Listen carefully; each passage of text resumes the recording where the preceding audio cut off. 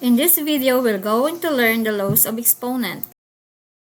And product of powers. If the expressions multiplied have the same base, add the exponents. Okay, so we have an example. X raised to a times x raised to b. It is equal to x raised to a plus b. We copy the same base and add the exponent. Example, 2x raised to 3 times 5x raised to 4. In this example, we're going to multiply the numerical coefficient, which is 2 and 5. So now we have 2 times 5. And then we have the same variable x. So we're going to add their exponent. We have 3 plus 4. So, i-multiply natin yung numerical coefficient, tapos ipag-add natin yung exponent ng same variable, which is x. So, 2 times 5 is equal to 10, and x raised to 3 plus 4 is 7. Therefore, the answer is 10x raised to 7. Okay, next we have the second law, power of a power. If the expression raised to a number is raised by another number, multiply the exponents. Okay, we have x raised to a, then raised to another power b, and then it is equal to x raised to a times b. Imo-multiply yung exponent. We have the square of 3x raised to 4. Then, it is equal to, we distribute the exponent. So, we have 3 square, then x raised to 4 times the another exponent, 2. Okay, and then now 3 is square, it becomes 3 times 3. Then we have x raised to 4 times 2. 3 square again is 9, and then 4 times 2 is 8. So therefore the answer is 9x raised to 8. So that is power of a power. Okay, next let's have the third law, power of a product. If the multiplied expressions is raised by a number, multiply the exponents, then multiply the expressions. Okay, we have x raised to a, y raised to b, raised to another power c, then it is equal to x raised to a times c. Okay, we're going to distribute their exponent, and then we multiply a times c. Then we have y raised to b times c.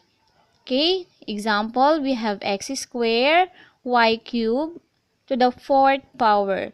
In this expression, we're going to distribute the exponent. Okay, we have x squared times the power 4. Then y, we have y cubed times 4. Then it is equal to x raised to 2 times 4 is 8. Then y 3 times 4 is 12. Okay, so we multiply their exponent.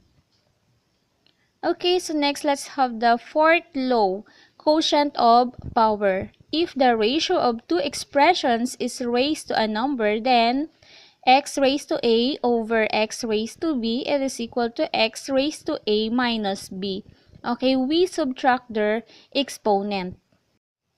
Okay, so let's have an example. We have 6x raised to 7 over 2x cubed.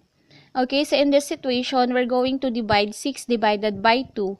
6 divided by 2 is equal to 3. And then, x raised to 7 over x raised to 3. Then, we subtract the exponent, 7 minus 3. Then, the answer now is 3x raised to 4, which is 7 minus 3 is equal to 4. Okay, next, let's have another law, which is the negative exponent. So, if the exponent is negative, then it will becomes x raised to negative a will becomes 1 over x raised to a. Okay, again, pag negative ang exponent, magwa 1 over tayo o magkakaroon tayo ng fraction sa kagawing positive yung exponent. Okay, so we have an example, x raised to negative 3, then it becomes 1 over x cubed. So, next, 0 exponent. Any number or variable raised to 0 is equal to 1. So, x raised to 0 equals 1. Okay, example, 2 raised to 0 is 1.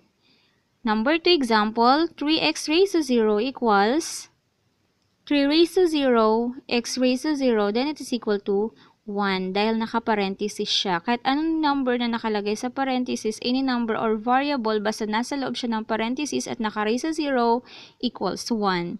Okay, next number 3, 5a times 4x raised to 0 equals 5a. Then 4x raised to 0 is equal to 4 raised to 0 x raised to 0. Then we have now 5a. 4 raised to 0 is 1. X raised to 0 is 1. So now we have 5a times 1 times 1 equals 1. 5a times 1 equals 5a. Okay, so that's all for now and thank you for watching.